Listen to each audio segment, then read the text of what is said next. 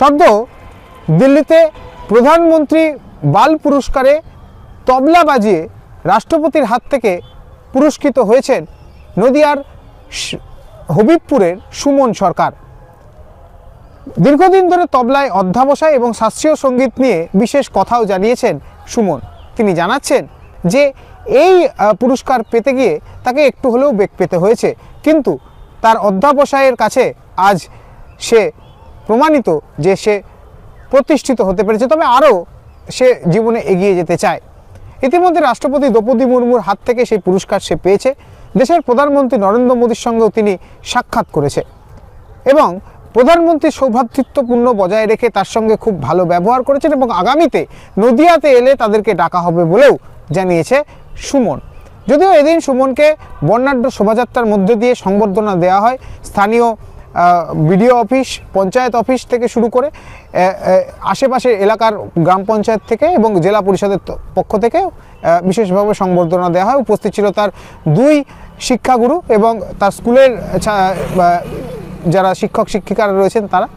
তবে এই দিন রীতিমতো রাজ্য সরকারের বিরুদ্ধে ক্ষোভ চড়িয়েছে সুমনের বাবা। তিনি জানিয়েছেন এই পুরস্কার পাওয়াতে রাজ্য সরকার সেভাবে কোনো রকম হেল্প করেনি বা জেলা প্রশাসনও হেল্প করেনি। যদিও জেলা পরিষদের সভাধিপতি তিনি জানিয়েছেন যথার্থ করা হয়েছিল, কিন্তু কি ঘটনা ঘটেছে সেটা পরিবারের সাথে তিনি কথা বলবেন। যদিও একদিকে এই সুমনের পুরস্কার পাওয়াতে রীতিমতো উচ্ছ্বসিত নদিয়াবাসী এবং নদিয়ার মুকুটে নতুন পালক যুক্ত করেছে হবিবপুরের সুমন সরকার।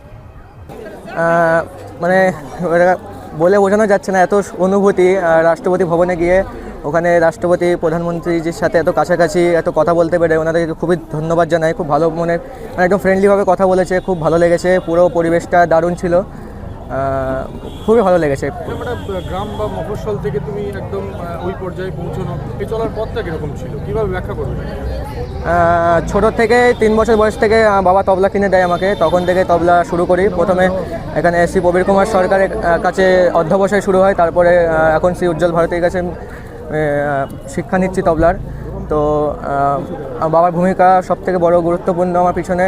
তবলা এই মানে তবলার জার্নিতে খুবই গুরুত্বপূর্ণ বাবা মার ভূমিকা, তারপরে গুরুজন বাকি সবার ভূমিকা। পুরো ভারতবাসী, পশ্চিমবাংলাবাসী সবাই খুবই সাহায্য করেছে, সাপোর্ট করেছে আমাকে। এই নিয়ে ভবিষ্যতের লক্ষ্য আমাদের শাস্ত্রীয় সঙ্গীতটাকে আরও উপরে নিয়ে যাওয়া, এটাকে পুরো বিশ্বের দরবারে প্রচার করা, যাতে এটা বুঝে না যায়। তা পড়াশোনার পাশাপাশি যাতে এটা নিয়েও আগানো যায়, শাস্ত্রীয় সঙ্গীত নিয়ে তবলা, গান বাজনা, নাচ গান এগুলো সব নিয়ে যাতে আগানো যায়, এটাই আমার ভাই বোনেদের কাছে বার্তা থাকবে।